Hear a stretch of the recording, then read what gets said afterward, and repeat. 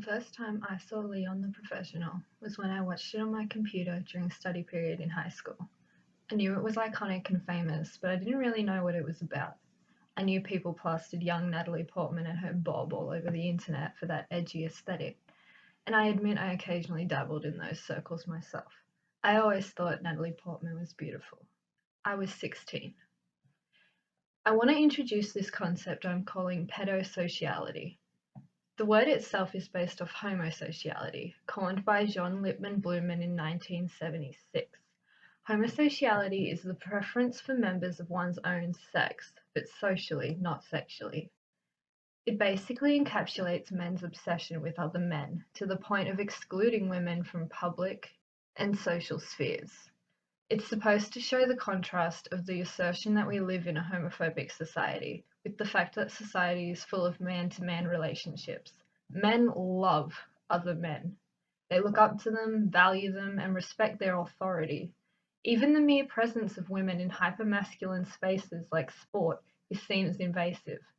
It's about the interplay of the intense normalisation of heterosexuality in the same society that hates women's mere presence.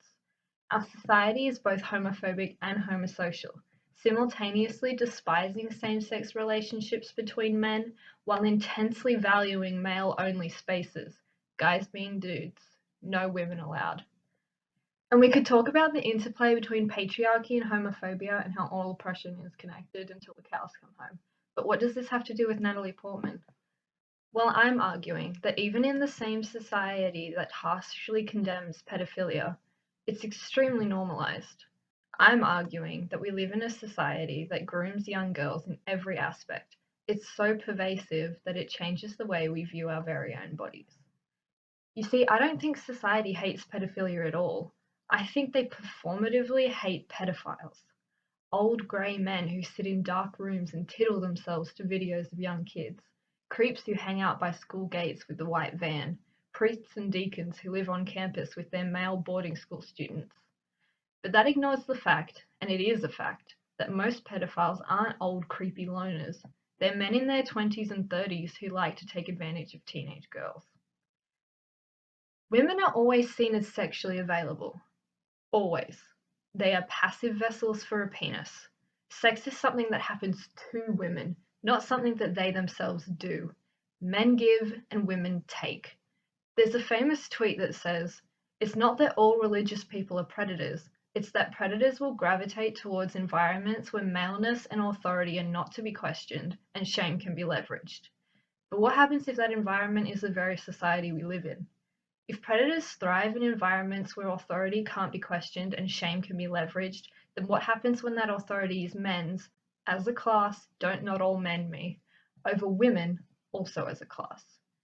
And that shame is again being leveraged by men over women.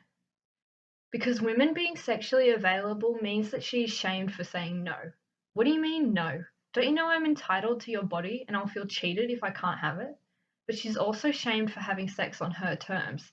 Oh, you're a slut. Even though I'm entitled to your body, you taking charge of it and choosing to no longer be passive and instead be sexually active upsets me because don't you know I'm supposed to be in charge, not you? It's basically a fundamental aversion to women's autonomy. But what kind of woman, in quotes, has no autonomy? What kind of woman can't say no? A child. But no, that's pedophilia. But what if she's like mature for her age, so you don't really see her as a child? Perfect. And here's where we catch up. Pedosociality, the normalisation of sexualizing young girls by imposing maturity on them at increasingly younger ages, so that they catch up with the sexual availability that is seen as inherent to a grown woman.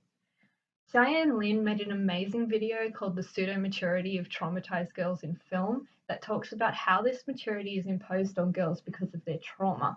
In it, she talks about a few examples of girl characters in films, including Natalie Portman's Matilda from our topic du jour, Leon the Professional. You see, when I first watched the film as a young girl, in no way, shape, or form did it occur to me that Matilda's misguided crush on Leon was supposed to be romantic. I thought it was sad. Here was this young girl who had grown up in a loveless house, who came home one day to find her entire family murdered by, Gary Oldman, who mistakes the first real affectionate familial relationship she's ever had with a man, or anyone for that matter, but him being a man would have certainly contributed to her confusion, for a romantic and sexual love. I thought it was a sad manifestation of Matilda's trauma. She's never been cared for, but she's heard of romance, and so she thinks it must be that. There's this odd connection between a girl's maturity and her sexual availability. You see it when young girls are super open about sex and lie about having it to make themselves seem cool.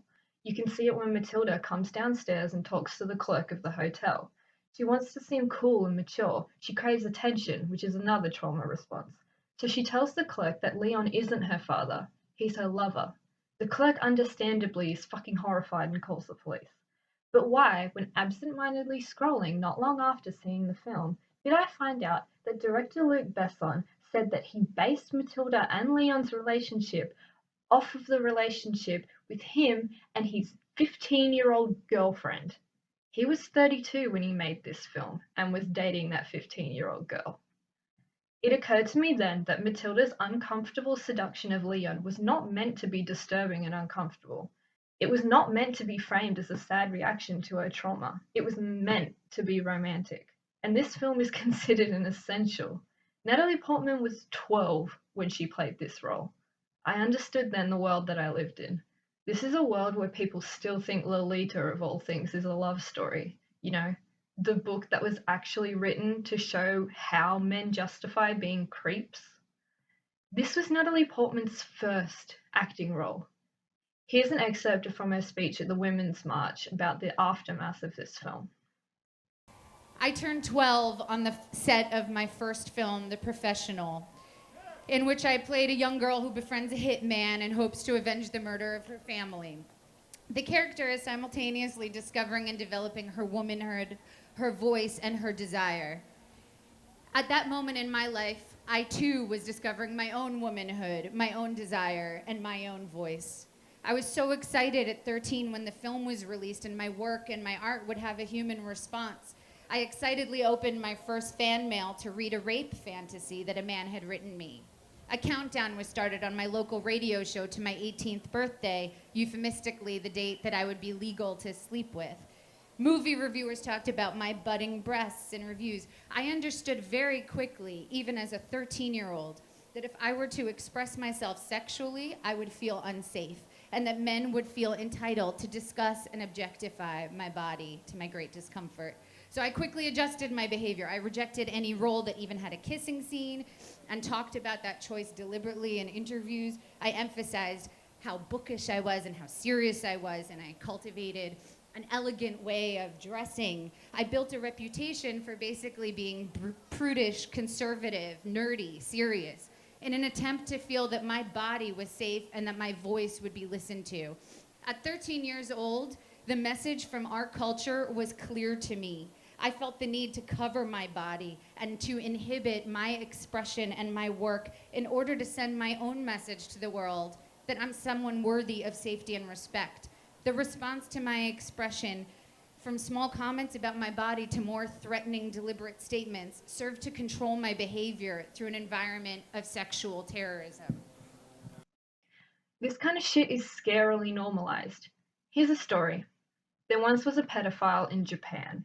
His name was Miyazaki Tsutomu, and he was having an issue with his porn. Unlike in the West, the full Brazilian isn't that common in Japan. All the porn actresses wore their pubic hair full bush, and Tsutomu didn't like this. He thought it was gross. He wanted porn where the women didn't have any body hair. And where exactly do you think he found that? The obsession with hairless women makes very little sense to me. When women grow up, they grow hair, just like men do. Wow, it's almost like we're the same species or something. So why is female body hair considered so gross? A hairless pussy is a sexy pussy. But if a woman has pubic hair, then she's old enough to be fertile. So why are you more attracted to the vagina a woman naturally has when she's a child? Posts often go around comparing how millennials dressed in what Americans call middle school versus the clothes that young girls with Instagrams are wearing now.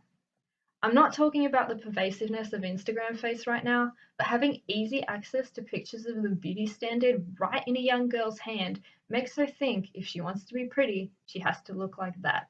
And since by the time a girl is 10, she already thinks her worth is directly tied to how fuckable, sorry, I mean pretty she is, her self esteem is down the gutter, and she's gonna do everything she can to look like the grown women on her phone screen. When a young girl wants to look like a grown woman, then can you see how maturity is being forced on her? How many times as a kid did your parents tell you to cover up? How many times did a male relative make a comment about your swimmers to your dad? How many times did your shoulders break the dress code at school? Or, if you live in a country with a uniform, like I do, were your school skirts measured or you were told to think of the poor male teachers? Having your sexual availability randomly brought up in moments where you're just trying to exist is uncomfortable enough. But why are we doing it to our children?